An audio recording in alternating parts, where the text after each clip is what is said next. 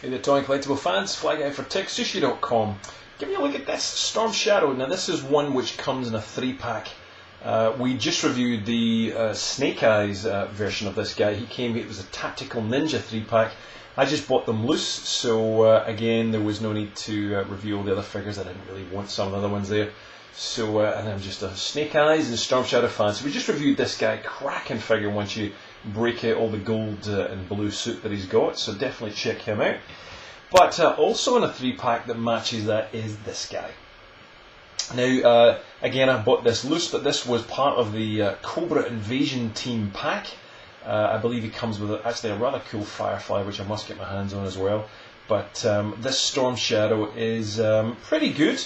It's a bit of a kit bash of older figures and older Joes, but look, I am not complaining. It's Storm Shadow, it's got articulation and ninja swords. I'm in. So let's get a look at some of the accessories he's got there. Now he comes with the bow, which we've seen on many figures from Hasbro before, principally on the Hawkeye figure. It's also been on the Tracker figure. I can't remember the exact name. I reviewed it as well. The one of the Joes of old. So it's been used a few times. This kind of super bow, and we'll get a bit of a closer look at it right now. If you haven't seen it before, here we go. I'll try and sharpen that up. So there's lots of detail in there. I do wish they would put a bit of chrome paint on there or something, just to make it look a little better than just solid black plastic. But there you go. But it's pretty detailed, it's pretty nice.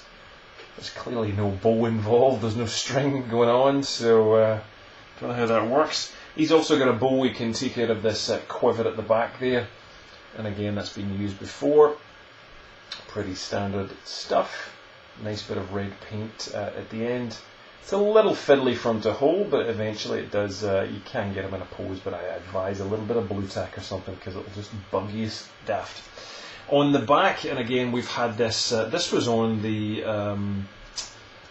G.I. Joe Renegade Storm Shadow, which we reviewed on the channel. Great figure.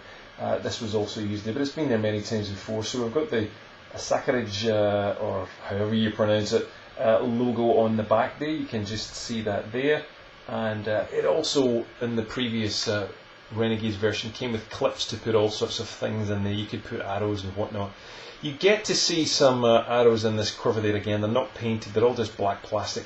And then there's a kind of open slot there and a peg on the back which clips onto the figures. And you can see those two ninja swords, standard stuff, nothing else really to write home about. But a nice bit of silver paint on them anyway from Hasbro. But this backpack here comes apart and you can see a little bit more inside. So they even went to the point of having the detail of the arrows actually inside the quiver, which is kind of nice, I guess, even though you'll never really get to see them.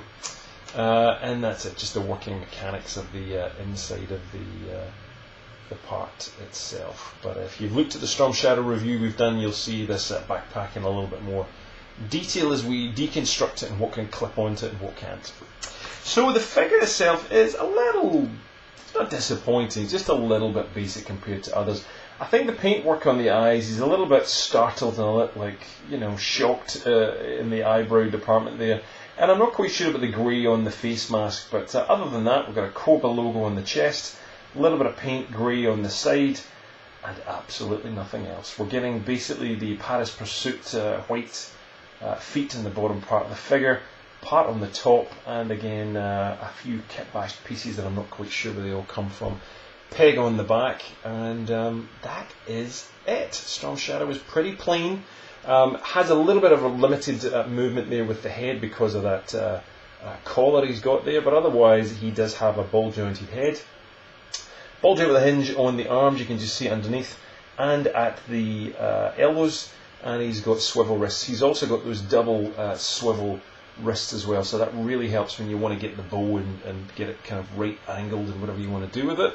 So that definitely helps. The same on the other side there as well, so that's a big plus in the figure's defense, is it does have those extra articulated ankles. Swivel torso, you can see the hips there on one of those pins, so plenty of articulation going on in there.